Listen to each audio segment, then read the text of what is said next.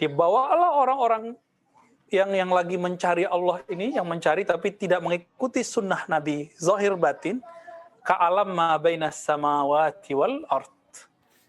Maka arasnya aras palsu, buruknya buruk palsu, malaikatnya malaikat palsu. Kenapa? Karena Azazil nggak pernah mati. Nanti aja kiamat matinya. Jadi dia ingat semua kerajaan yang ada di langit, dan dia buat semi-semi langit. Dan dia buat aras-aras palsu. Nah, hati-hati teman-teman. Jadi kalau ada orang ngomong saya ngeliat aras, belum tentu dia ngeliat aras. Siapa tahu aras ma bainas samawati wal ard. Ada orang ngaku, saya bisa bawa Anda pakai buruk. Ente siapa bawa-bawa pakai buruk? Ya? Buruk minal jannah atau min ma bainas samawati wal ard, dari sorga atau antara langit dan bumi. Itu mirip-mirip loh, hati-hati. Ya, maka jangan kejar pengalaman-pengalaman rohani yang seperti ini dalam belajar zikir, belajar tarekat. Ya, hati-hati teman-teman. Ya. Jadi kerajaan ini nih, ini yang sekarang banyak, dan mereka itulah yang ngomong sekarang di YouTube, saya dapat kalam ini, saya dapat ilham ini, itu dari sana semua. Ya, ngaku Imam Mahdi, itu udah berani tuh. Udah mulai. Dan benerlah kata Nabi, nanti setelahku, kan lah Nabi abadi, nggak ada Nabi setelahku. Nanti setelahku akan muncul salasuna dajjalun, 30 dajjal besar, sebelum dajjal super besar.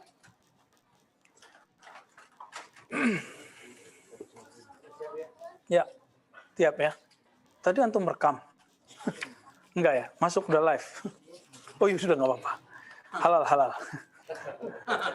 Gitu, Sina. Mafhum ya? Jadi ketika orang dapat warid robani, ada yang didapatkan kalam, saut. Ada yang didapatkan makna. Ada yang dia cuma bisa melihat, tapi tidak bisa berkalam. Contoh, antum ada yang mimpi ketemu Rasulullah, tapi nggak bisa berdialog sama Nabi, benar nggak? Iya kan? Nah, itu tandanya, itu makomnya sampai di situ. Ada orang ketemu Nabi dalam mimpinya, dan itu hak. Ini jaminannya Rasulullah. Siapa yang ingkari, berarti dia belum nyampe ke situ. Jadi kita nggak usah repot sama mereka. Jadi kalau ada orang nggak percaya nih, ketemu Nabi, itulah makomnya. Ya, gimana? Jadi sekarang, ya mohon maaf, kadang udah baca kitab ribuan, udah melotok lah baca kitab. Tapi kitabnya tidak tembus ke dalam dirinya. Buktinya apa? Ya masih teori, ketemu nabinya nggak pernah dalam mimpi. Mimpinya nggak pernah, gimana ketemu jaga? Karena dia nggak pernah mengalami, dia tolak. Emang kalau dia nggak tahu terus nggak ada? Kan nggak begitu. Ya, mereka buat dalil sendiri aja. Ini biar gampang. Saud itu sama dengan mirip-mirip dengan inspirasi. Robotnya. Isnaini ini nulis disertasi. Mentok. Bawa sholat. Ya. Habis sholat, zikir. Tapi nggak konek-konek. Terus ke WC. Pas ke WC banyak datang. Itu apa? Itu inspirasi. Kok bisa? Ini rahasia nih ya. Toiletnya kan tempat setan. Ya, tapi kok banyak makna muncul. Yang buang air kan badan fisik. Kolbu antum kan nggak buang air. Buang airnya kolbu lagi istighfar. Antum istighfar tuh dia lagi buang air tuh. Lagi wudu tuh dia jadi mohon maaf ya. BB-nya tuh buang airnya rohani kita, kolbu kita kalau kita lagi tobat, lagi wudu, lagi istighfar. Tuh lagi buang air deh tuh. Pembersihan di situ. Dibuang.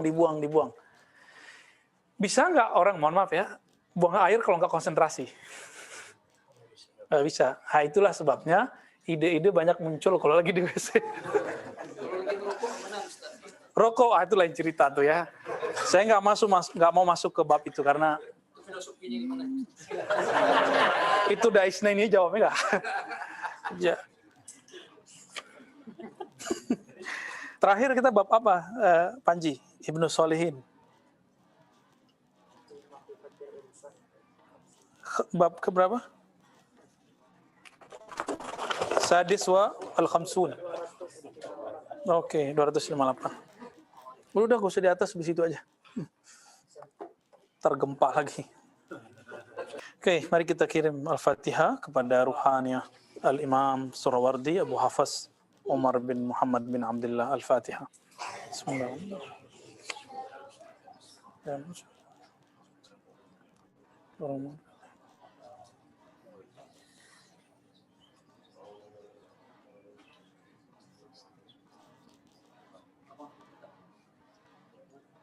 Ya, Imam Surawardi di 2 minggu lalu kita pernah membahas hadis yang beliau riwayatkan sendiri dari pamannya, mursyidnya Abu Najib As-Surawardi. Kalau versi beberapa ulama, pendiri Thariqat Surawardiyah itu pamannya Abu Najib As-Surawardi.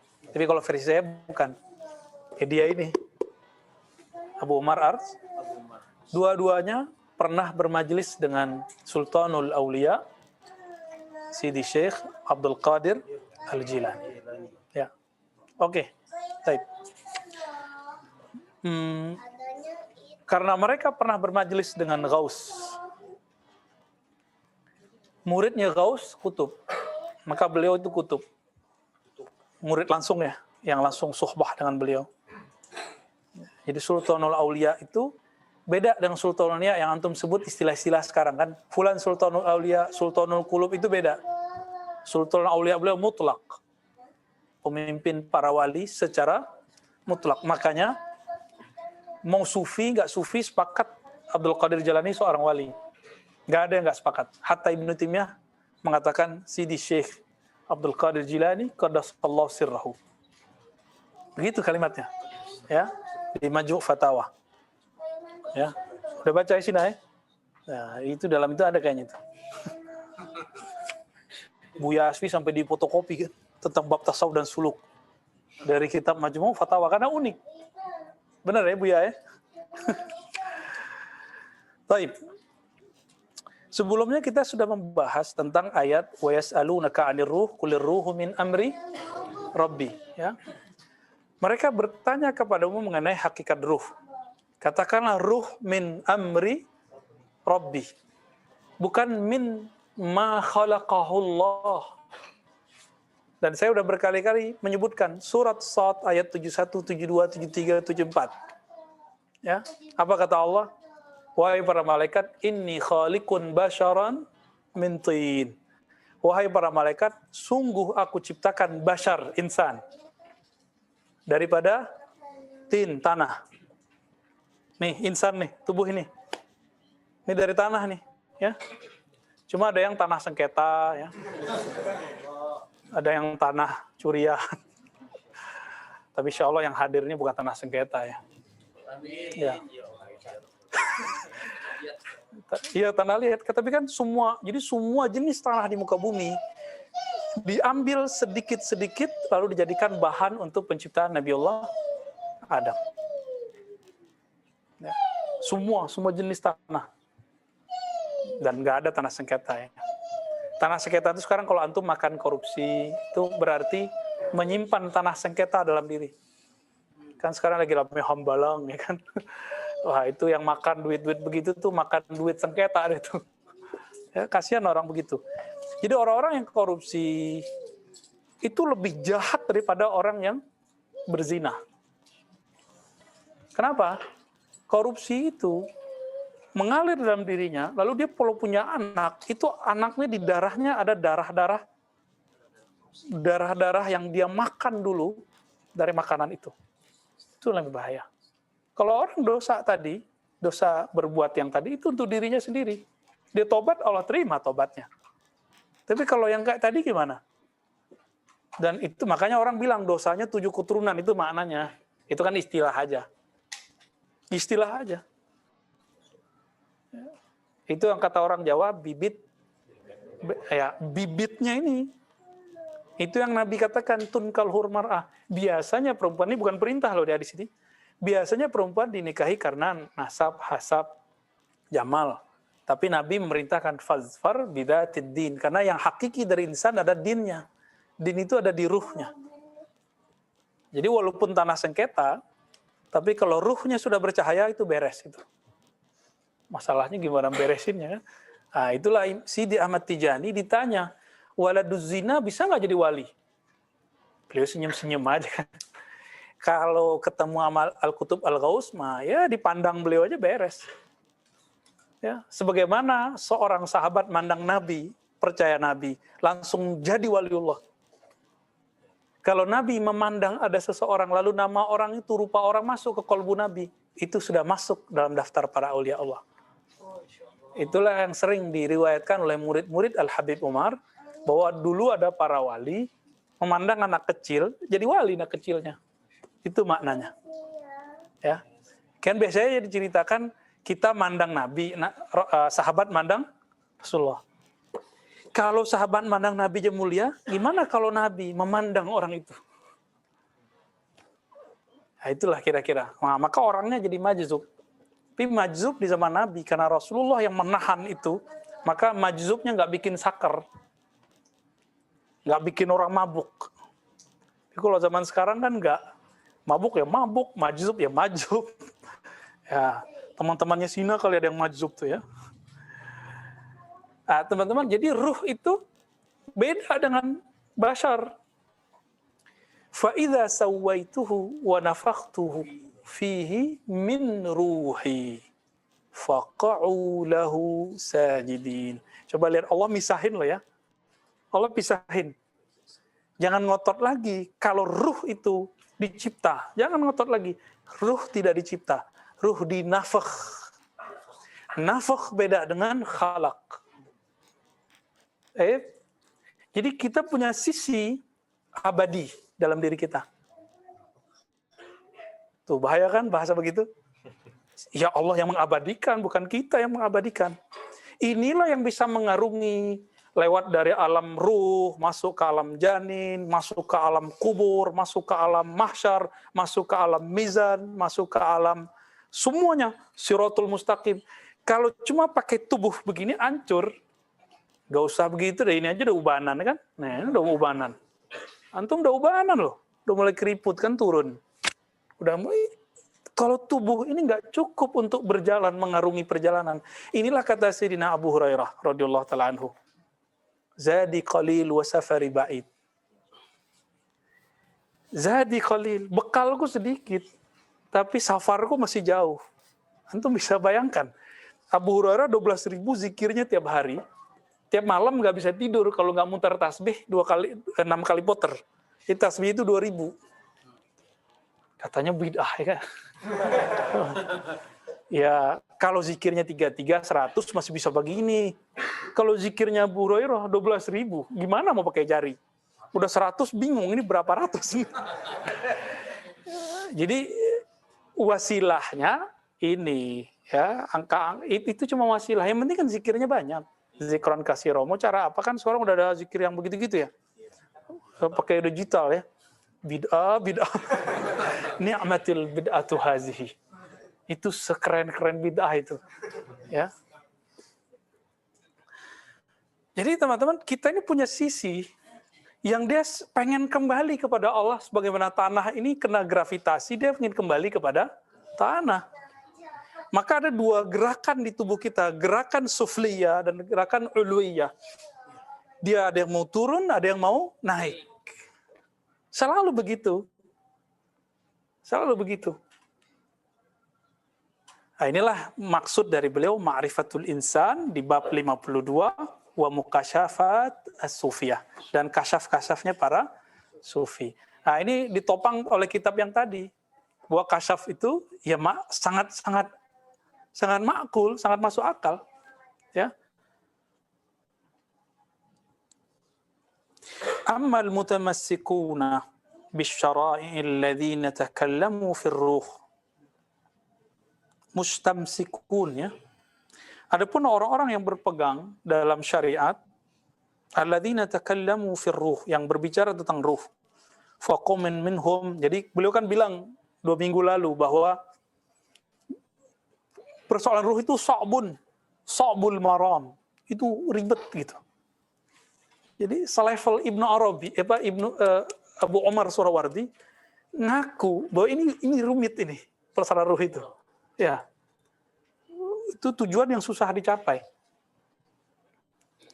Maka ketika ada ulama mencoba berbicara, mereka ada yang beberapa metode.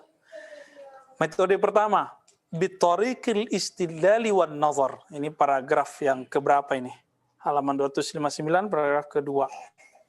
Ya, kalau cetakan Darul Kutub. Mungkin, itu beda cetakan tuh. Jilid 2 ya? Jilid 2, Ustaz. Oke, jilid 2 itu. Pas, sama.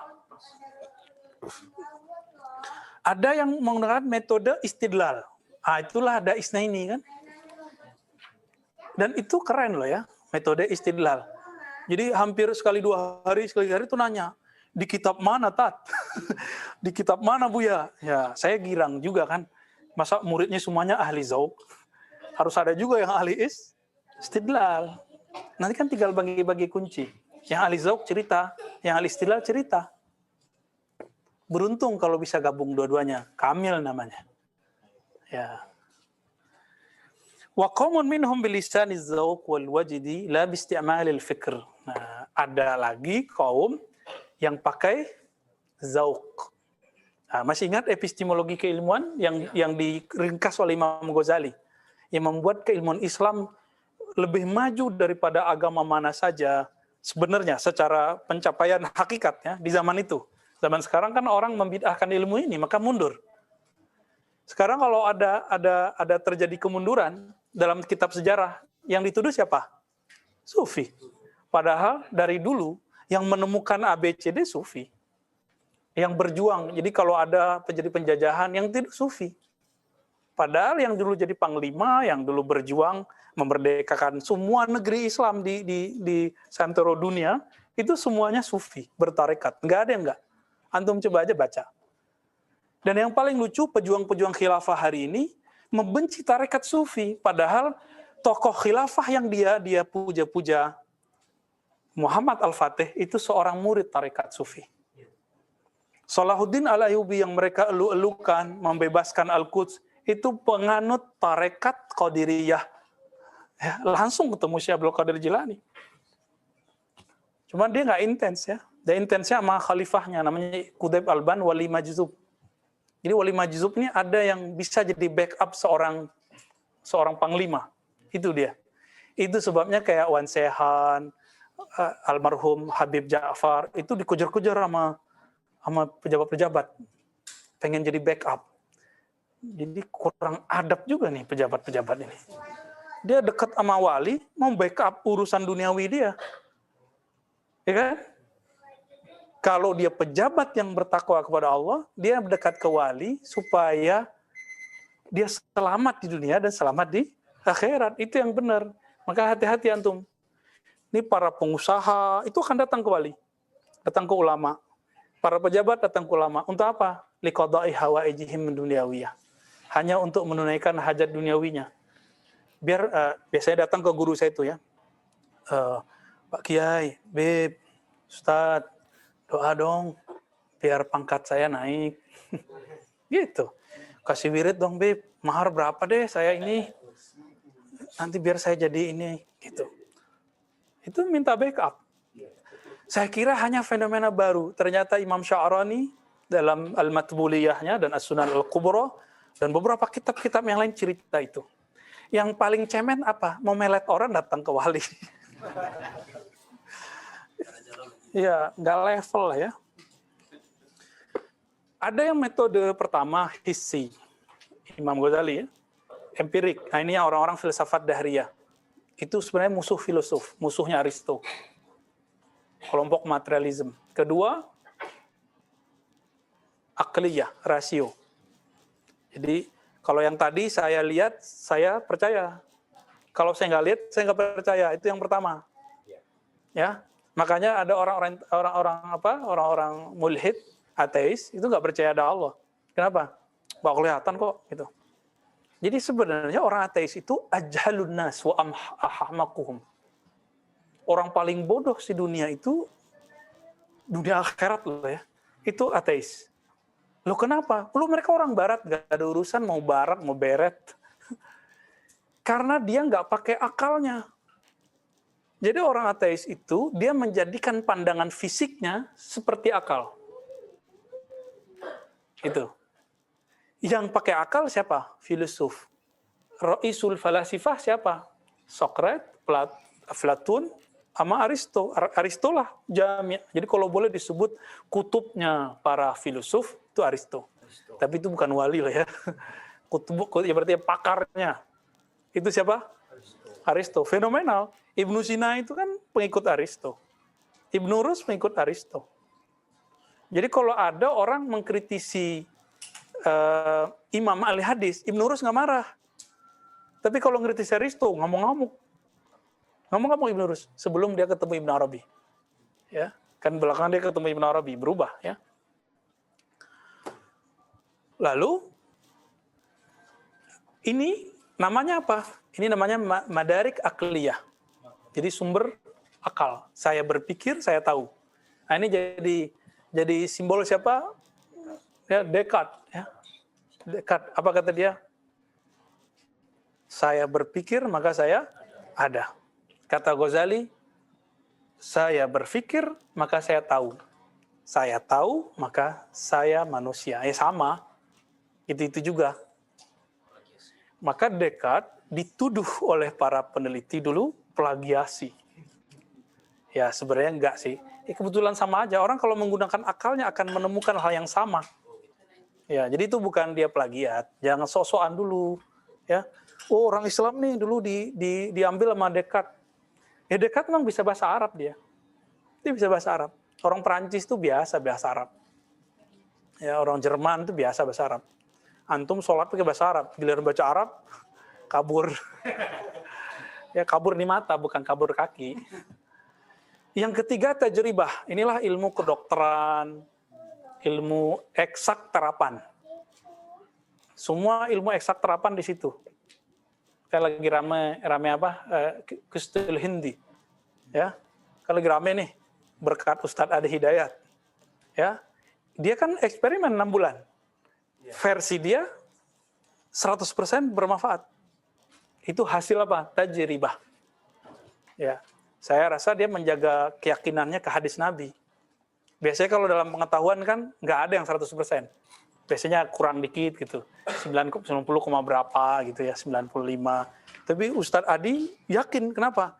Ilmu pengetahuannya itu digabung dengan keyakinan, ya sempurnalah jadinya. Ya barakallahu lahu ya. Dan yang terakhir keempat apa? Zauq. Bedanya apa? Zauq dan nomor 3 ini sama. Perbedaan di objeknya. Jika di nomor 3 percobaan itu adalah merasakan efek dari yang zahir. Kalau yang keempat merasakan efek yang batin. Jadi sama-sama zauq. Maka Imam Ghazali dalam kitab yang terakhir beliau tulis itu, ya, Al-Munqiz minad Dhalal, min awakhir ya, salah satu di antara kitab-kitab terakhir yang beliau karang. Al-Munqiz minad Dhalal, pembebas dari kesesatan, kekeliruan, apa katanya? Zauq sufi itu dekat sekali dengan tajribah para ilmuwan terapan. Beda cuma di objek. Beda objek aja. Antum nih dapat ayat iza zukirallah wajilat qulubuhum. Disebut nama Allah hati bergetar. Coba tadi getar nggak antum baca la ilaha illallah? Kan nggak semua getar. Kan nggak tahu tekniknya aja. Kita kan enak kalau saya terusin tadi nggak ngaji kita sekarang zikir aja kan. Nikmat zikir itu. Karena kolbu kita kayak makan nyam nyam nyam nyam. Dan makanan yang paling enak bagi kolbu itu la ilaha illallah. Tapi orang yang zikir la ilaha illallah, dia masih pakai akalnya. Ini bid'ah nggak ya? Kok keras-keras sih? Kok jahar sih? Padahal kita udah rapi-rapiin tuh ya. La ilaha illallah. Udah lengkap, matnya udah lengkap. Coba kalau pakai tarekat samaniyah. La ilaha illallah. Qadiriyah. La ilaha illallah. Ini kan versi Syaziliyah kita bawain. Ya. La ilaha. Jadi hantamnya di dalam. Illallah. Masih aja mikir ini orang. Normal? Normal. Kenapa? Karena madariknya, sumber pengetahuannya baru di itu anugerah juga. Cuma kurang lengkap. Gitu. Ya. Antum butuh air kan? Butuh makan? Ya. Kalau setiap Sabtu Minggu, itu resto-resto yang enak. Pada antri nggak orang-orang? Iya. Resto kolbu bernama Ribat, Zawiyah, tempat suluk, kiai-kiai mursyid ahlillah, ahli ma'rifatullah. Maka tempat-tempat itu akan ramai di hari-hari tertentu. Siapa yang menggerakkan? Itu kolbunya yang lapar. Kolbunya itu yang minta. Ya barangkali antum ahlul qulub lah ya. Kolbunya udah mulai hidup ini. Sehingga nggak khawatir kan orang lagi khawatir nih. Ya kalau jalan kan mencurigaan aja. Wah ini kayaknya ahli virus nih. Awal-awal masuk kan begitu ya, kita lihat wajahnya kaget. Gawatnya. Tapi pas sudah masuk duduk lupa. Kenapa? Kolbunya bergerak. Kolbunya mendominasi akalnya yang liar. Itu anugerah juga. Jadi sebenarnya antum sudah dapat zauq, tapi belum sadar. Ya, kita mulai jam 4, selesai jam setengah 9, kadang jam 9. Masih lanjut aja jam 10, ya kan? Jam 11. Ya, kok kuat? Padahal kalau dipikirin, parkiran lumayan. Ya, duduk kan lumayan, lapar juga kan. Cuma ditahan dikit pakai apa tadi? Pisang ya. Ajib. Itu pisang berkah itu ya. Semua makan yang antum bawa kan kena zikir tadi itu. Ya. Jadi teman-teman, zauq ini kalau nggak dicoba nggak rasa. Nggak tahu kita. Coba anak-anak main game, bisa berjam-jam. Rasanya dia sebentar. Nah, abang ini baru sebentar main game, udah 4 jam dia main game. Kenapa? Dia main asik, pakai akal. Game kan pakai akal. Kecepatan akal. Nah, anak kita jangan dilarang main game. Game itu bisa ngelatih kecerdasan akliyahnya. Sesekali kita ajak kemana, biar tajribahnya jalan, terajak lagi kolbunya, biar kolbunya juga terasa. Semuanya harus dikasih. Jangan main larang-larang semua. Ustaz, aneh baru hijrah. Anak aneh semua nggak boleh main game. Lah, mati anak nanti ter. Ya.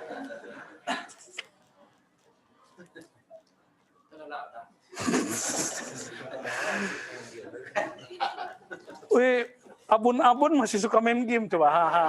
Bukan ya anak. Iya. Anak suka main game. Enggak, kita juga boleh main game kok ya enggak.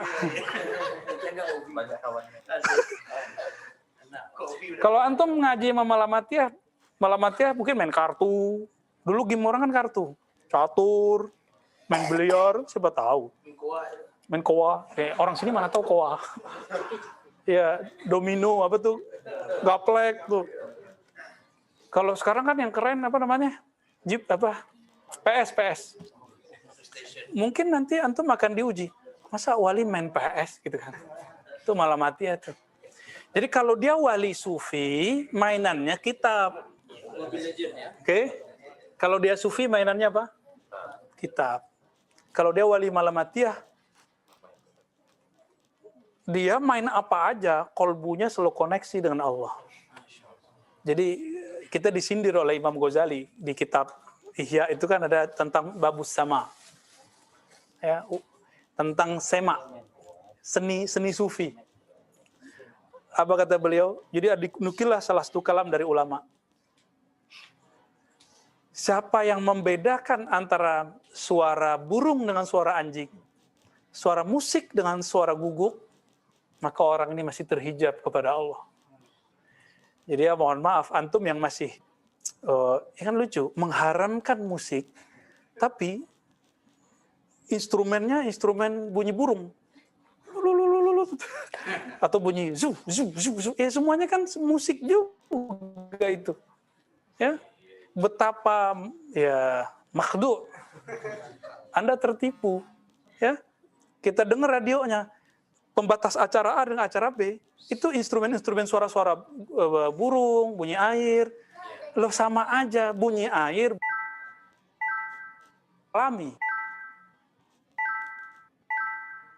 terbangan duk dak. Kalau bunyi gitar ya begitu. Kira-kira gimana? Bukan kita menghalalkan semua, enggak ya. Tapi ini kita lagi bicara hijab nih.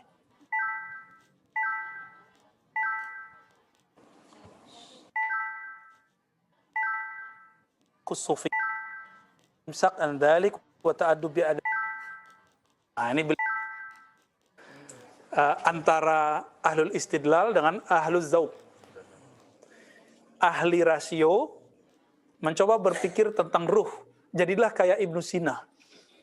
Ibnu Sina nulis tentang Al-Ma'ad, dibully sama Ghazali.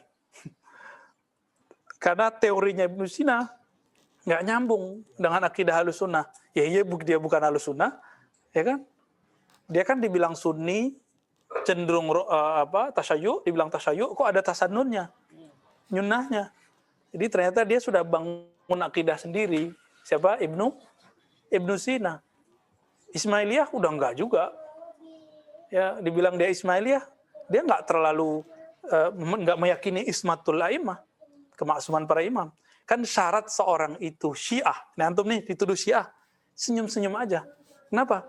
Loh, sejak kapan kita jadi Syiah? Kita enggak meyakini imam maksum kok, ya. Syarat antum jadi Syiah, satu, meyakini para imam Ahlul Bait itu maksum. Maka hadis versi Syiah, semua kalam imam 12 itu disebut hadis. Gitu. Jadi qala Ja'far As-Shadiq itu hadis bagi mereka. Kalau bagi Ahlus Sunnah kan enggak, dipisah-pisah. Kira-kira begitu, ya. Ya, jangan-jangan kita udah dituduh Syiah nih karena kita ngomong tasawuf. Jadi mereka tuh nggak bisa bedain antara tasawuf dengan Syiah. Ya, apalagi si B, si C, itu nggak bisa lagi deh tuh. Apa kata Imam Surawardi? Yang lebih aula al-imsak an dzalik, menahan diri untuk tidak membicarakannya. Ini versi Imam Suhrawardi. Daripada salah ya tawakuf aja deh, gitu. Wa ta'addub bi adabin Nabi, beradab dengan adab Nabi sallallahu alaihi wasallam. Tapi kita kan bisa jawab, itu kan penafsiran Imam Surawardi. Ya, wa ma utitum minal ilmi illa qalila, ya. Di waktu yang lalu saya udah kasih tahu bahwa wa ma utitum antum, kan gitu kalau kita tafsir, ya. Tidaklah kamu diberikan wahai Yahudi. Jadi itu ngomong khitabnya ke siapa? Yahudi. Kan bukan wa ma utita. Tidaklah engkau hai Muhammad diberikan. Bukan, kalimat wa ma utitum. Tidaklah kamu diberikan ilmu tentang hakikat ruh illa qalila, kecuali sedikit. Berarti yang sedikit itu bagi orang Yahudi. Sedangkan Nabi katsira. Nah, ini pendekatan lain daripada tafsir kulir ruh min amri rabbi, ya. Antum boleh sepakat, boleh tidak. Tapi kalau saya meyakini itu, ya, meyakini bahwa ma'rifatur ruh itu semua ada di qalbu Nabi. Inilah yang kata Abu Hurairah, jika aku sebar, orang akan menyembelihku. Gitu. Itu barangkali itu. Ibnu Abbas juga sama. Kalau aku buka ayat ini, maka kalian akan kafartumuni, akan mengkafirkan aku. Nah, sekarang gimana? Ilmunya Dajjal, ilmu yang semi-semi rohani. Maka yang bisa mengalahkannya juga rohani. Jadi pewaris al-ghaus al-mutlaq di zaman ini pasti ada mengerti ilmu ini. Jadi ma'rifat Rasulullah di kolbunya itu yang diwarisi full oleh beliau. Jika tadi pertanyaannya Mu'jam Tabrani ada yang mewarisi kolbu Sayyidina Ibrahim, Sayyidina Musa, Sayyidina Nuh, maka Al-Mahdi kolbunya ala kolbi Sayyidina Muhammad sallallahu alaihi wasallam. Hanya beliau yang kolbunya mewarisi kolbu Nabi Muhammad sallallahu alaihi wasallam. Ya. Wa qad qala al-Junaid, ar-ruhu syai'un ista'thara Allahu bi'ilmihi. Apa kata Imam Junaid? Junaid ini guru Imam Abul Hasan al-Asy'ari. Ya, wafat 297 Hijriah. Kata beliau, ruh itu adalah sesuatu yang Allah simpan ilmunya. Wala tajuzul ibara anhu bi aktsara min mawjud. tidak boleh mengibaratkannya lebih dari sesuatu yang maujud. Maujud menurut siapa? Ini masalahnya. Yang maujud versi Imam Junaid. Walakin naj'al lis-sadiqina muhmalan li aqwalihim wa af'alihim. Jadi bagi orang-orang yang siddiqin, kita kalau mereka berkalam tentang ruh, ya kita tafsirkan kalamnya dengan penafsiran yang relevan. Wa yajuzu an yakuna kalamuhu fi dzalika bi musabati at-ta'wil li kalamillahi tabaraka wa ta'ala wal ayatil munazzalah. Kalau ada ulama berbicara tentang hakikat ruh, padahal kan utitum wa ma utitum minal ilmi illa qalila. Apa kata beliau? Kita husnuzon aja. Barangkali itu bagian dari pentakwilan dan penafsiran terhadap ya Allah. Boleh nggak? Ya seperti tadi, tumnya ke siapa? Boleh nggak? Ya boleh. Yang penting antum punya perangkat alat-alat menafsir. Ya, kita kan nggak bisa mungkin menafsir semua ayat. Makanya sekarang ijtihad itu tidak lagi mutlak bagi ulama. Ijtihad itu sekarang parsial. Ada orang yang pakar ilmu perbankan, muamalat, maka dia mujtahid di bank muamalat. Bukan di bank muamalat, di persoalan muamalat. Ada yang pakar fikih secara umum, maka dia mujtahid dalam persoalan fikih umum, fikih am. Ada yang bab kalam, maka dia mujtahid dalam bab kalam. Ada yang bab thariqah. Jadi orang yang pelajari usulut thariqah, hampir semua dia kuasai, dia mujtahid dalam thariqah, dan dia boleh buat thariqah baru. Kenapa yang dulu boleh, sekarang nggak boleh? Kan nggak ada larangannya. Ada nggak larangan buat thariqah baru? Masalahnya ada yang ngikutin nggak, itu aja masalahnya. Sohe nggak sohe gitu. Buktinya sekarang ada yang nggak sepakat sama mazhab, boleh-boleh aja. Ya, mereka kan membatalkan mazhab. Boleh nggak? Boleh-boleh aja. Ntar kita uji aja berapa mengikut dia, berapa ngikut mazhab. Gitu, ya. Tidak boleh banyak menceritakan, ini versi Junaid, tapi kalau beliau mengatakan, oh barangkali ini tafsirnya. Haitsu hurima tafsiruhu wa juwiza ta'wiluhu. Ya mungkin terhalang atau terlarang untuk mentafsirnya, tapi tidak dilarang dalam mentakwilnya. Apa beda tafsir dan takwil? Takwil itu batinnya, tafsir itu zahirnya, kira-kira begitu ya secara umum. Idz la yas'ul qaul fi tafsir illa naqlun. Karena tafsir itu hanya riwayat. Jadi versi Imam Surawardi, la tafsira illa ma'sur. La tafsira illa ma'surun. Tafsir itu mesti diriwayatkan dari Nabi. Makanya kalau ada Isnaini kan nanya, mana kitabnya? Nah, itu maksur itu maksudnya. Tafsir mesti ada maksurnya. Tapi kalau takwil, nah ini yang kita sebut mungkin takwil aqli, seperti Fakhruddin Ar-Razi, ada Isyari, seperti Al-Qushairi.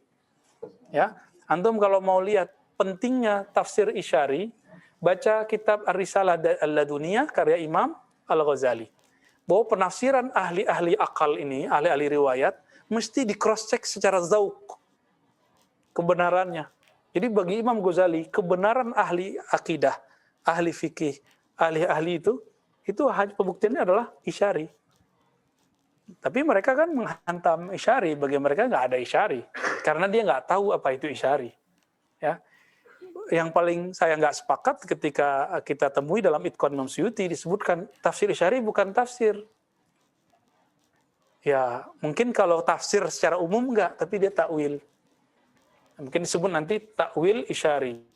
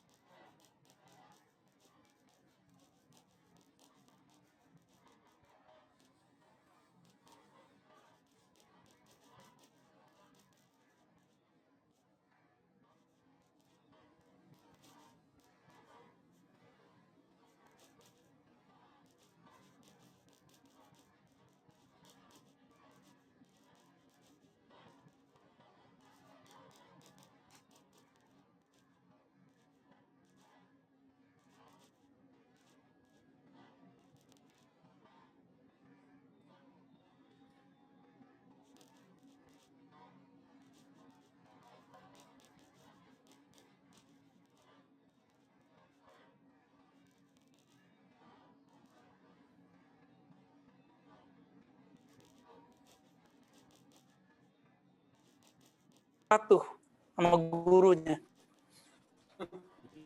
Kelebihannya di situ. Tapi kelemahannya ada juga. Kalau patuh ya terlalu polos. Jadi nggak ada kalam. Nggak bisa mengibaratkan. Ya itu Ustadz. Ya begitu kata guruku. Nah itu kalau guru-guru yang dulu dia patuh tapi tidak berdasarkan ilmu akliyah. Cuma kalau antum ketemu yang begitu, ya jangan kemudian mengatakan, ini orang tarekat nih orang-orang goblok. Jangan gitu ngomongnya. Ya, emang itu bagian dia. Bagian antum nanti yang menyempurnakannya. Ya, jadi jangan suzon sama mereka ya.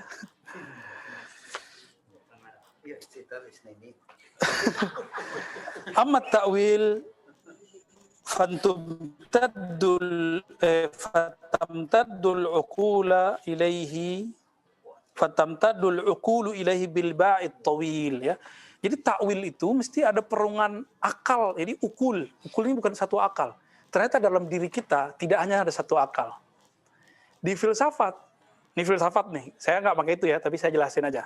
Ada namanya aklul fa'al, akal aktif. Ada akal mustafad, ada akal 1, 2, 3 sampai 10. Kita nggak pakai itu. Kita cukup pakai yang di dalam ilmu ini. Di dalam Al-Quran ada yang disebut ulul albab. Artinya apa? Orang yang berpikir, berakal. Berarti akal itu ada disebut lub. Ada lahum qulubul la ya'qiluna biha. Mereka punya kolbu yang tidak berakal dengannya. Berarti ada yang disebut sumber dari akal itu bernama kolbu. Jadi tadi lub, sekarang qalb. Sama-sama ba belakangnya. Apalagi kalau orang mati itu nggak ada loh di ruh. Antum cari kalau ada ayat tentang kematian ruh, coba datangin di sini aja. Satu aja ayatnya, dalil. Nggak ada. Ya, kullu nafsin za'iqatul maut. Nggak ada kullu ruhin za'iqatul maut. Kalau ada, antum udah buat ayat baru. Gimana? Ustadz Ali Wafa. Nah, ini ada 2 Ali Wafa sini. Ahli hadis sama ahli Quran. Ya, hafiz hadis palsu sama hadis Quran. Jadi antum kalau nanya hadis palsu, tanya aja Ustaz Ali Wafa yang satu lagi. Kalau nanya Quran, nanya gini. Ya. Ya, kayak Ibnul Jauzi. Kalau dihafal, berarti itu hadis palsu. Waktu dia lagi jadi santri. Jadi orang nanya. Jadi kalau baca hadis, dia, saya tahu itu ada hadis palsu. Maka dia banting setir. Kalau Bukhari dikenal sebagai Al-Jami' As-Sahih, mengumpul hadis sahih, saya Al-Jami' Al-Mawdu'at. Jami'ul Mawdu'at ya. Pengumpul hadis palsu kan kitab dia kan Al-Mawdu'at itu kitab pertama loh hadis palsu yang paling fenomenal. Sebelumnya ada tapi kecil-kecil atau nyempil-nyempil di kitab ulama. Mawdu'at. Ya udah ada terjemahannya barangkali ya. Udah ada terjemahannya belum? Saya nggak menyarankan itu dibaca orang awam. Karena kalau orang awam baca itu nanti dia akan nyerang kiai-kiai. Karena kebetulan makna hadis palsu itu ada yang sahih. Karena Ibnu Jauzi ketika menulis kitab itu, dia belum mengkaji ulang lagi. Ketika dia kaji ulang, muncullah kitab berikut namanya Al-Ilal Al-Mutanahiyah. Maka dia keluarkan beberapa hadis palsu di situ, dia taruh sebagai hadis dhaif.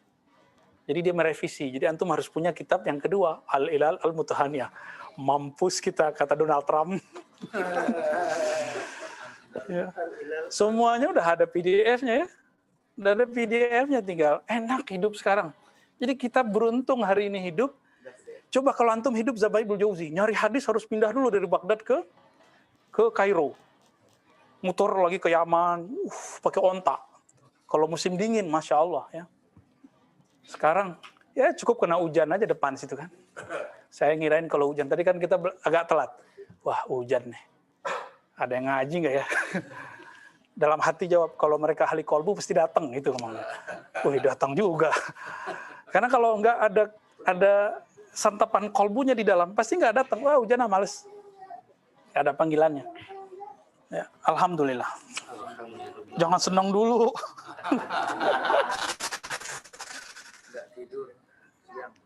Nggak tidur siang malah ya.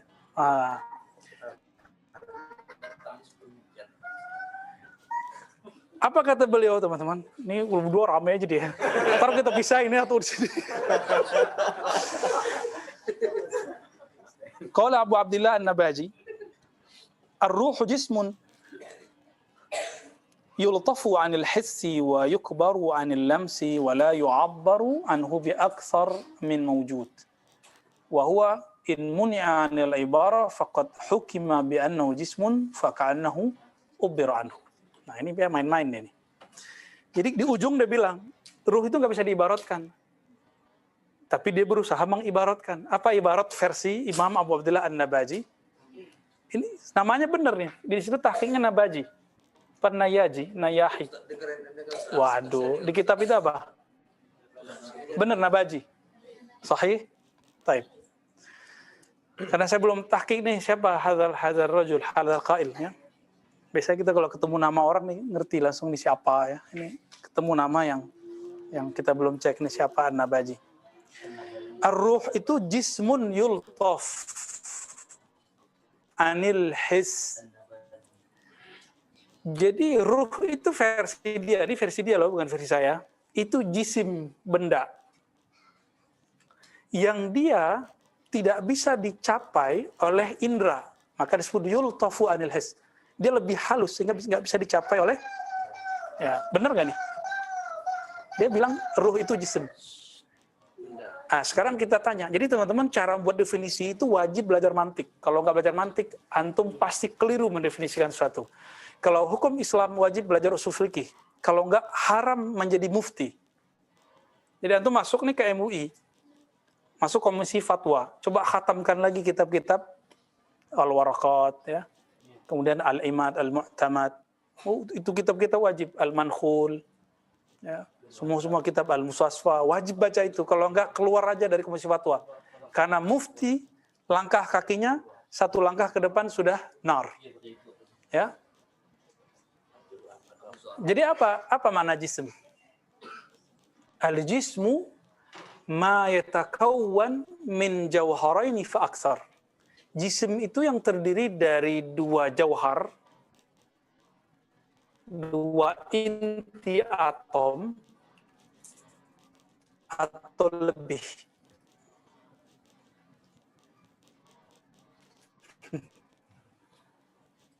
Kita ini kan jism ada dua, ada yang halus, ada yang kasar. Lalu ada yang dibagi lagi jism, namanya jauhar. Jauhar ini dibagi-bagi paling kecil. Ya, kalau ruh itu mau dipaksakan, paling dekat itu jauharul fard, paling mendekati, tapi bukan. Ya, tapi bukan. Kenapa? Karena jism yukhlaq warruhu la yukhlaq bal yunfakh. Jism itu dicipta, kalau ruh tidak dicipta. Barangkali ruh yang dia maksud ini adalah nafs. Ya, jadi kalau antum melihat ada ulama, hatta Imam Ghazali loh ya. Jadi ini mohon maaf, ini kita bukan ngaku lebih tinggi dari Imam Ghazali, kita nggak pernah. Karena asbab Ghazali kita mengenal ini. Tapi pengetahuan mengenai ma'rifatur ruh ini akan berkembang 4 yang tadi kita bagi 2, zahir dan batin, zahir, akal dan nafs, batin, kolbu dan ruh. Disamakan bagi dia. Ternyata ketika ulama kita tambah kasyaf, tambah mendalam ma'rifatur ruhnya, mereka beda. Karena di Quran, kullu nafsin za'iqatul maut, sedangkan ruh tidak pernah mati. Coba di surat Az-Zumar, surat 39. Ayat berapa itu, Ali? Allah lah yang yatawaffal anfusa hina mautiha. 42 apa 43?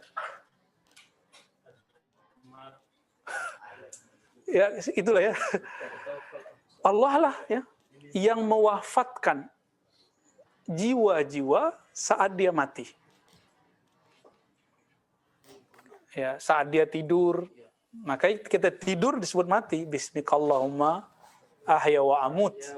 Dua itu mati, Oke? Faham? Jadi kematian hanya pada nafs, tidak ada pada ruh. Karena kalau ruh mati, antum akan mengatakan kematian peniupnya. Siapa yang meniupkan ruh? Allah. Dan tidak ada kematian pada peniupnya. 40. 42, jazakallah khair. Ya, saya paling punya kelemahan semenjak keluar dulu. Jadi dulu pernah ikut kajian indeks tafsir 2,5 tahun. Jadi di kepala itu ayat apa, surat apa hafal. Tapi ayatnya nggak hafal. Nomor suratnya hafal. Nomor ayatnya hafal. Sama terjemahan Kementerian Agamanya hafal. Pasti tanya ayatnya, kabur kita. 2,5 tahun tuh ngaji tafsir begitu. Diusut-usut ternyata ke atasnya NII. Negara Islam Indonesia. Ini ngajinya begitu. Tafsir indeks. Nah, ini yang dipakai MMI, Majelis Mujahidin sama persis. Karena MMI ini kan dulu orang-orangnya orang-orang NII. Yang barangkali sudah hijrah ya.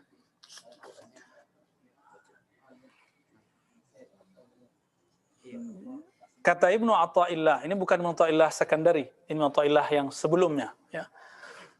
Mazhabnya masih mengatakan ruh dicipta. Khalaqallahul arwah qablal ajsad. Bagi dia ruh itu dicipta sebelum jasad. Liqaulihi tabaraka ta'ala wa laqad khalaqnakum. Padahal ayat ini kumnya itu bashar. Inni khaliqun, coba cari surat Shad tadi ayat 71, 72. Inni khaliqun basharam min tin. Fa idza sawaituhu wa nafakhtu fihi min ruhi faqa'u lahu sajidin. Aku sungguh ciptakan manusia, bashar. Nah, itu yang kum itu kamu daripada tin. Jadi, tapi oleh Ibnu Athaillah dia kum ini ruh plus jasad. Ya'nil arwah. Jadi bayangkan orang terdahulu bisa keliru loh mentafsir. Ya. Maka tafsir itu teman-teman tidak ada jaminan kebenarannya. Qurannya benar, tafsirnya bisa benar, bisa salah. Ini yang disebut shawab. Shawab apa beda dengan hak? Hak minallah, al-haqqu min rabbika. Hak dari? Kalau shawab dari kita. Shawab dari kita. Terjemahannya kebenaran juga bahasa Indonesianya. Tapi tolong ingat-ingat teman-teman, kelompok ekstrem hari ini ketika dia mentafsir Quran dianggap itu al-haq. Maka siapa saja yang menyalahi dia yang berbeda dengannya dianggap menyalahi Allah. Padahal al-haqnya selain Allah itu al-haqnya nisbi, disebut shawab. Ya, orang kalau faham ini dia akan munsif, dia akan sadar bahwa tidak boleh mengarasa benar kita seperti benarnya Allah. Nah, itulah kesombongan mutlak.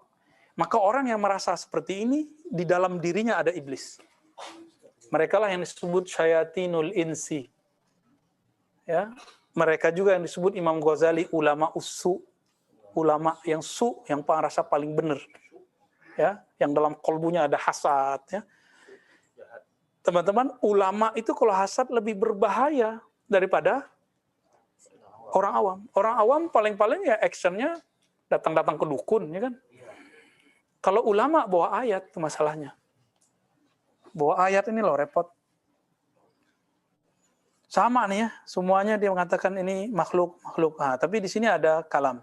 Faqala ba'duhum, ya. Wa qala qul ar-ruh min amri wa amruhu kalamuhu wa kalamuhu laysa bimakhluq. Nah, jadi beliau juga menyebutkan mazhab ulama bahwa ruh tidak dicipta. Kenapa? Amruhu kalamuhu. Kan jadi nama lain dari ruh, coba hafalkan. Nama lain dari ruh amrullah. Jadi ruh itu dulu itu di alamul amr. Oke. Ruh itu disebut alamul amr. Amr itu kalam Allah bukan? Amr perintah. Kalam Allah. Kalau versi usul fikih kan khitab.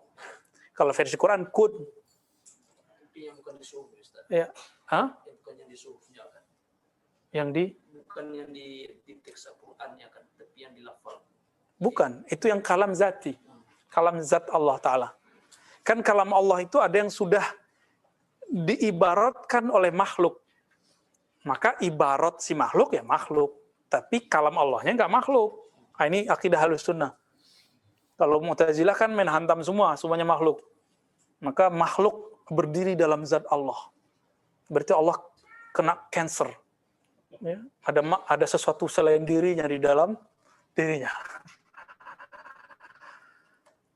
Lain lagi Ibnu Taimiyah, huruf dan suara itu qadim. Nah, ini repot lagi. Qadim ya. Padahal kalau kita baca ba gimana? Ketemu nggak bibir atas dan bibir bawah? Allah kalau baca ba, begitu nggak? Kan nggak. Ah, di situ kenanya. Maka di sini ay saral hayy hayyan biqauli kun hayyan wa ala hadha la yakunu ruh ma'nan fil jasad fa min al aqwal ma yadullu ala anna qalu ya'taqid qidam ar-ruh, ya, bahwa ruh itu qadim. Jadi dia sudah singgung dikit nih. Tapi ada yang meyakini annahu ya'taqidu hudutsahu, ada yang meyakini ruh itu hadis. Nah, ini kalau hadis itu baru dicipta. Ini mulai berat nih.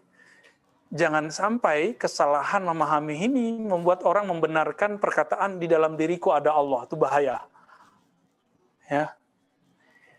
Saya mau tanya, ruh itu di dalam diri antum atau dia punya hubungan saja dengan badan ini?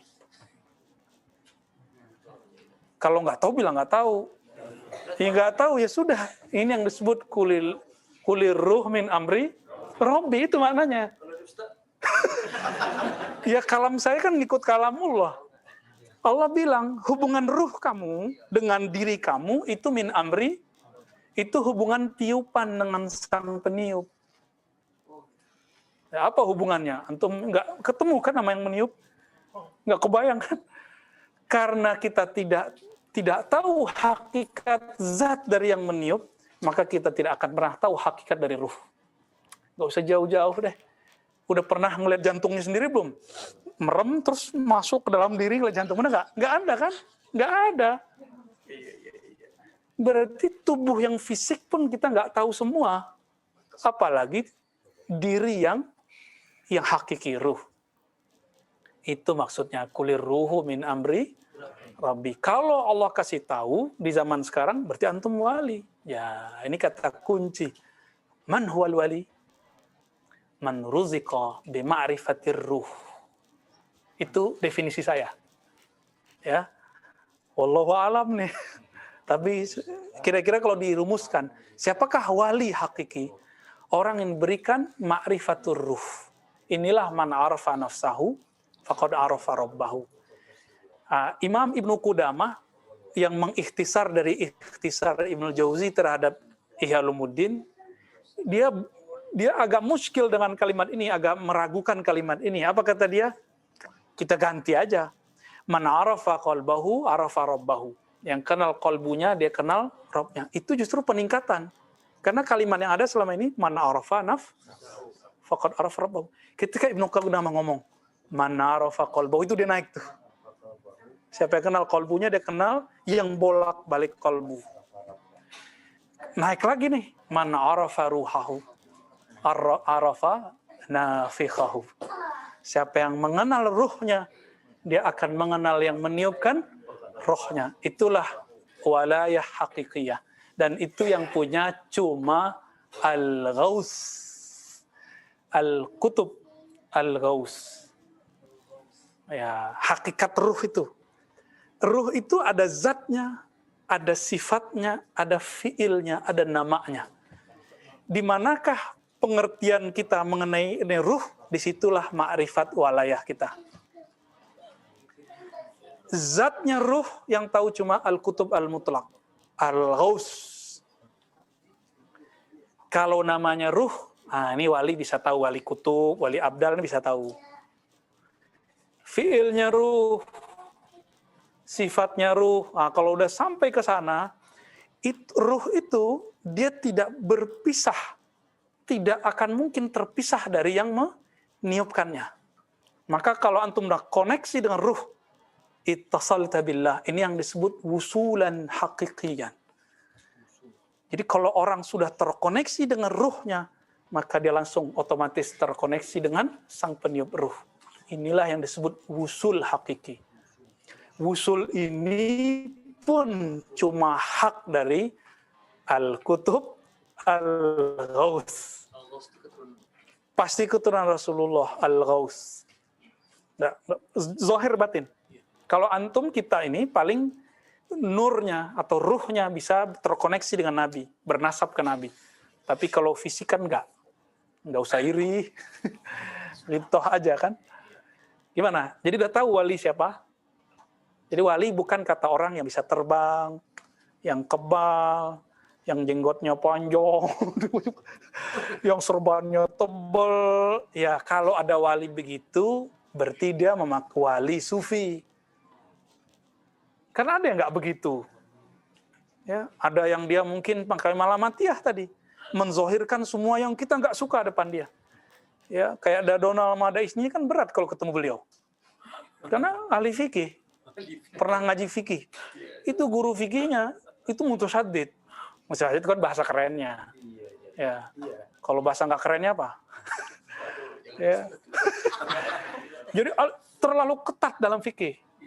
Sampai gurunya yang baru wafat kan kalau habis Jumatan sholat lagi, saking ketatnya itu. Ya rahmatullah alaih. Ya paling-paling bisa bertorikot, tapi nggak bisa berhakikot orang begitu. Itu rahasianya sebenarnya.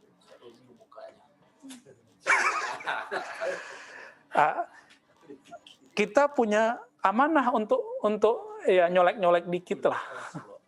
Ini kita colek-colek dikit. Biar antum di gerbang itu. Saya juga dihantarkan Allah, semoga di gerbang itu, amin ya. Jangan pasti-pastiin mulu antum nih wali, ya, senang-senang aja ya. Itu mudah-mudahan kita jadi wali Allah. Itu doa kita oleh setan ya. Udah jam berapa ini Ibnu Solihin? Hah? Jam 8? Belum nih? Setengah 8, Pak. Setengah 8. Ya. Ah, ini belum cerita lagi nih mengenai di Quran ada Ruhul Kudus, ya kan? Iya. Ada Tanazzalul Malaikatu Warruh, itu apa? Iya. Ya. Belum lagi Nabi SAW nyander ke pohon, ke kayu. Ya, pelepah. Terus dibuatin mimbar sama orang yang berasal dari Rum. Pindah ke mimbar. Kedengeran oleh beliau dan semua sahabat.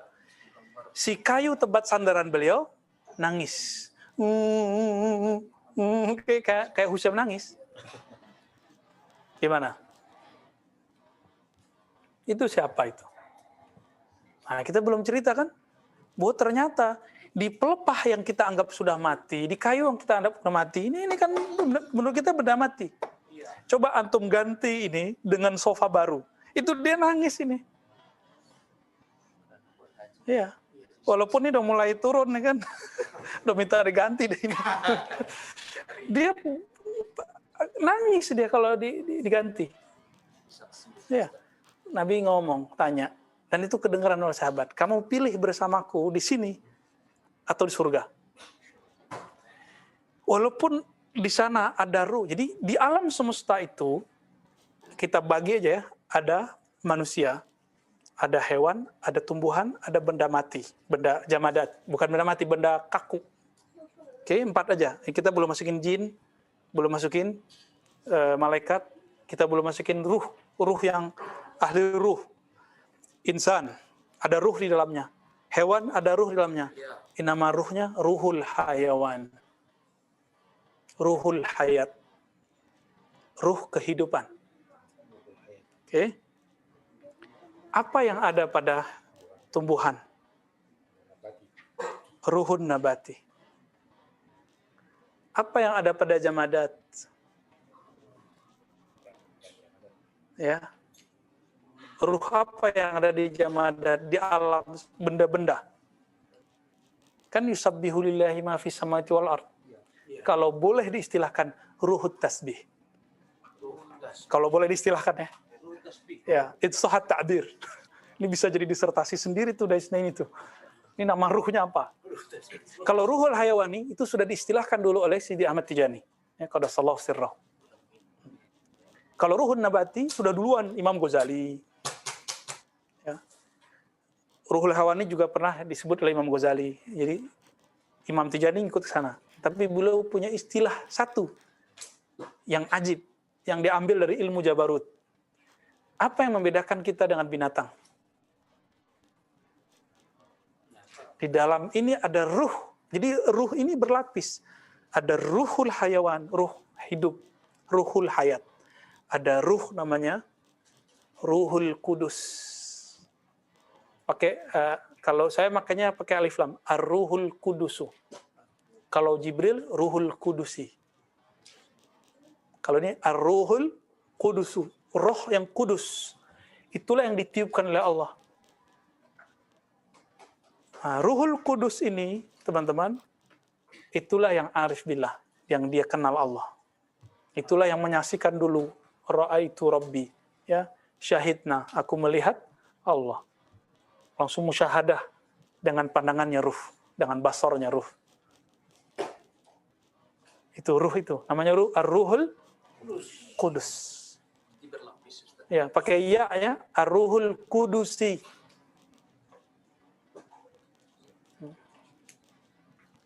Bahasa lainnya amrullah. Bahasa lainnya ar-ruhul ilmi. Wa ma utitum minal ilmi illa qalila. Ini istilah-istilah aja. Istilah kan boleh macam-macam. Barangnya sama. Kalau ruh al-kudusi ini tidak antum kenal semasa di dunia, lahum qulubun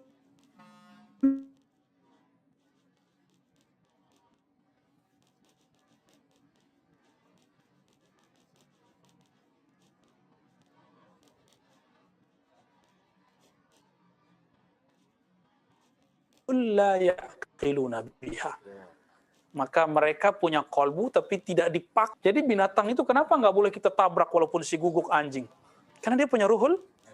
Ya. Apa kata Nabi? Al-kilab ummatun minal umam. Laula annahum ummatun minal umam la amartukum. Ya. Kalau bukanlah si kilab itu umat dari umat-umat terdahulu, ya, la amartukum, ya, aku akan perintahkan kamu biqatlihim, dengan membunuhnya. Semut lewat, kata Nabi ini umat, maka nggak boleh membunuhnya kecuali dia nganggu. Kan dulu ada Nabi yang bakar, ada kan, tahu kan itu? Ya, ditegur sama Allah nggak? Jadi Nabi itu kalau salah langsung ditegur supaya jadi pelajaran untuk kita. Karena ternyata ada ruhul hayat. Antum bayangkan, yang punya ruhul hayat nggak boleh dibunuh, apalagi yang punya ruhul kudus. Siapa yang nyakitin dia, nyakitinku. Itulah hubungannya. Man adali waliyan faqad azantuhu bil harb.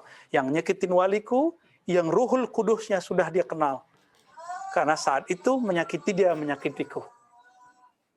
Kira-kira begitulah pemahaman isyari dari semua tadi. Semuanya kita nggak keluar dari dalil, ya, dalil-dalil yang sahih. Alhamdulillahirabbil alamin. Kalau ada soal, fadhal. Assalamualaikum Buya. Assalamualaikum. Apakah ruh itu mempunyai bentuk dalam tubuh?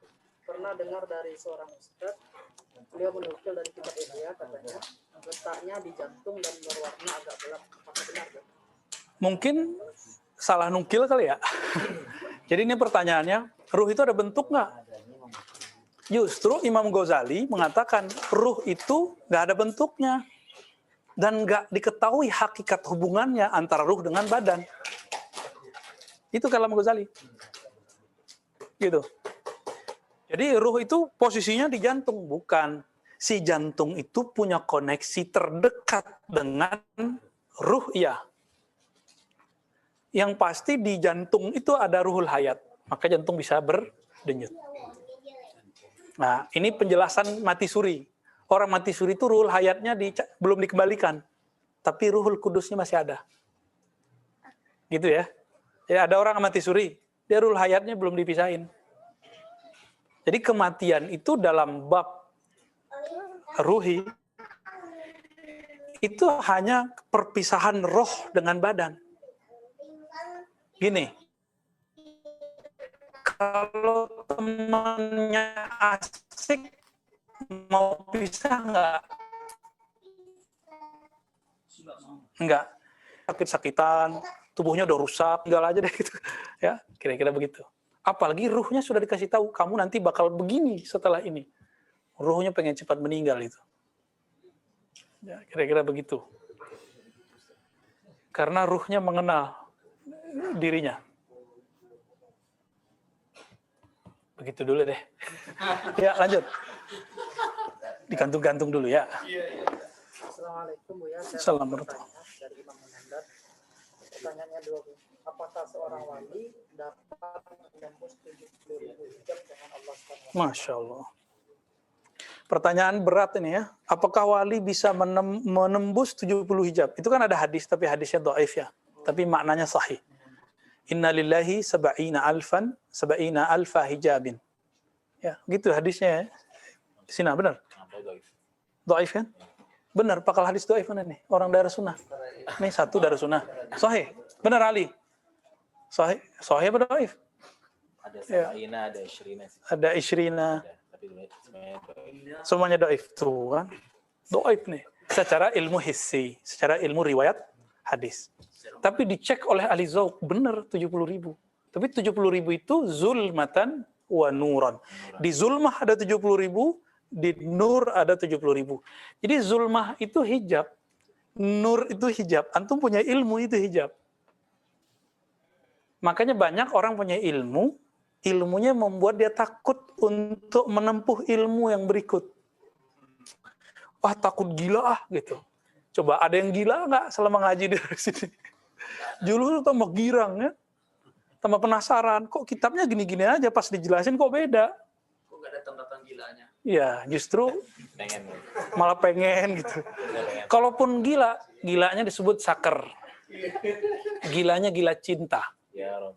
Ketika orang asik ngapain, antum asik ngapain, itu udah gila namanya. Kan gila itu majnun, junna alaih, tertutup dari dia sesuatu, lalu dia melakukan sesuatu yang menurut orang kebanyakan aneh. Kan antum lagi jadi majnun semua ini.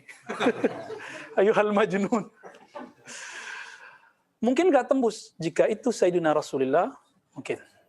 Maka Nabi itu, Mi'raj adalah penembusan 70 hijab kecuali satu. Maka disebut dalam Al-Quran, 2 hijab terakhir yang nggak boleh, nggak ada. Fakana qaba qausaini au adna. Nah, ini 2 ini loh, coba lihat. Antara Nabi dengan Rabbul Izzah, Allah Ta'ala, itu disebutkan 2 hijab. Qaba qausaini. Seakan-akan seperti 2 busur jaraknya dengan Allah. Ini bukanlah tajsim. Ini menunjukkan, kata para imam kita, ya, taqribus suwari. Analog biar cepat paham. Seberapa dekat sih Nabi dengan Allah? Ya, kalau dikasih ilustrasi, ya antum itu jaraknya dengan saya cuma 2 busur. Nah, sedekat itulah. Au adna. Kalau adna itu artinya apa? Atau lebih dekat, nggak ada lagi 2 busur. Kalau nggak ada 2 busur, nggak ada hijab. Maka adna itu hijab lah hijab, maqam lah maqam. La nur wala zulmah. Tapi Allah kunci, begitulah cantiknya balaghah isyariyah, kalau boleh disebut istilahnya. Kan ada balaghah secara lughah, adab al-arabi. Kalau ini balaghah isyariyah, zauqiyah. Dan ini la ya'rifuha illa man zaqah. La ya'rifu illa man zaqahu. Tidak akan mengenal rahasia ini kecuali yang pernah. Minimal dia terbuka bagi dia beberapa hijab saja. Walaupun belum sampai ke qaba qausaini au adna. Iya. Para mursyid itu zikir tuh hijab, teman-teman. Antum zikir tuh hijab. Kalau nggak ada zikir, kan zikir apa? La ilaha illallah, la ilaha illahu Allah. Kalau ahli fikih debatnya masih, zikir hu bid'ah, ya cemen. Ya, hu Allah, nggak ada contohnya. Ini ahlul hijab ini. Ilmunya membuat dia terhalang. Orang udah asik zikir hu Allah, Allahu. Ya, kalau di ribat kita nggak ada zikir itu ya. Ribat kita zikirnya la ilaha illallah Muhammad Rasulullah, salawat, ratibul hadar, itu aja. Karena kita nggak meninggalkan yang khilaf lah. Biar antum syaknya nggak banyak. Jadi kelahi di kepalanya nggak usah banyak, langsung ngajinya fokus. Di zikirnya yang ringkas-ringkas. Udah akhir zaman di rukhsah semua kan, diringkas-ringkas semua zikir. Seharusnya kan pakai Hizbul Bar 1 jam baru kelar. Ya, kalau Thariqah saya kan begitu, pakai Hizbul Bar kita. Ya, terus kalau kita pakai Sadat itu kan Hajili, kalau pakai Naqsyabandi kita ada namanya Khatam Khojakan. Al-Ikhlas 1001. Pingsan antum semua. Itu versi saya, kalau saya bacanya kan pelan-pelan. Ya, kalau antum ngomong coba ahad. Ya. Iya. Kalau gitu bacanya pelan-pelan ya, pingsan semua orang. Kabur orang ya. Tujuan membaca itu kan biar dapat marifat. Nah, sekarang marifatnya dikasih dulu, harapannya nanti antum kalau beramal mau gitu. Jadi semua orang hari ini itu lagi bergelimang dengan itu, termasuk saya dan antum semua. Hijab itu. Hijab itu sendiri sebenarnya adalah anugerah. Mau zulmah ataupun nur. Nah, ini rahasia nih ya. Makanya Allah mengatakan kalau orang nggak merasa berdosa, Allah akan datangkan kaum yang merasa berdosa. Merasa loh ya. Jadi dosa itu rasa. Lalu mereka minta ampun kepada Allah, aku ampuni. Karena banyak orang yang merasa tidak berdosa, lalu dia menyalahkan orang lain. Ini karakternya kalau dia jadi politisi, nyalin orang terus, nyalin pemimpin terus. Ya pemimpin kita ada salahnya. Cuma kita juga ada salahnya. Salah kita apa? Nggak mendoakan pemimpin. Sederhana kan? Wah, mantap. Iya, lagi sakar dia. Ada hijab nur, hijab ketaatan, kebaikan, keilmuan. Itu hijab semua teman-teman. Maka kedekatannya, jika orang taat itu dengan syukur, insaf. Jika zulmah itu, maksiat itu dengan taubat. Sama dekatnya pada Allah. Jadi jangan GR dulu, udah zikir 70.000. Udah zikir pagi sore, ya cemen. Cuma zikir maksurat doang udah belagu. Abu Hurairah zikir 12.000 mengatakan zadi qalil, bekalku sedikit. Antum baru zikir maksurat, udah belagu-belagu mengurusin jin di badan orang. Ya. Lupa sama jin di badannya. Setan yang mewas-was ke dalam dirinya kan lebih bahaya. Maka semenjak saya mengenal persoalan ini, saya udah nggak mau ngurusin orang kesurupan. Karena kita juga kesurupan syahwat setiap hari. Kesurupan jahil setiap hari. Kesurupan emosi setiap hari. Kesurupan apalagi? Hiket kan paling bahaya itu. Emosi, kesombongan, itu lebih bahaya loh daripada orang kesurupan jin. Soy. Itu dirinya sendiri maksudnya ya. Dan antum semua. Allahumma shalli ala Muhammad.